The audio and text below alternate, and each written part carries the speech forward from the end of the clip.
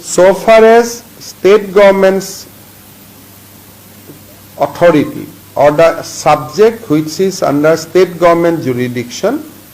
more or less there is a 100% consensus. However, detail need to be worked out, which will be worked out on 25th October. We are going ahead with a definite timeline.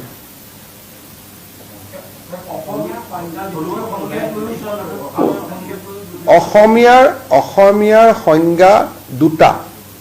সাধাৰণতে অসমীয়া বুলি ক'লে এটা সংজ্ঞা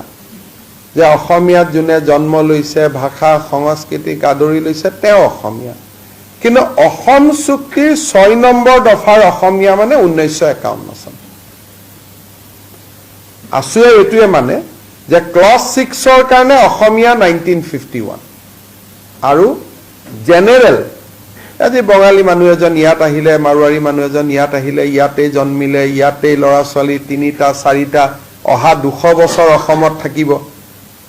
অহা 500 বছৰ অসমীয়াত থাকিব তেওঁ অসমীয়া কিন্তু অসম চুক্তিৰ 6 নম্বৰ দফা মতে 1951 চনত জন্মগ্ৰহণ কৰা মানুহে অসমীয়া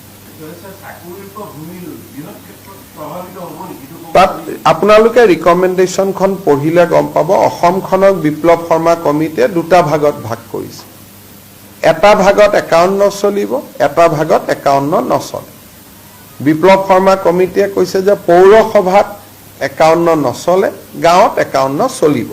গতিকে প্ৰতিবেদনখন আপোনালোকে পঢ়িলে দুটা সংজ্ঞা আপোনালোকৰ সন্মুখলৈকে আহিব যে অসমীয়া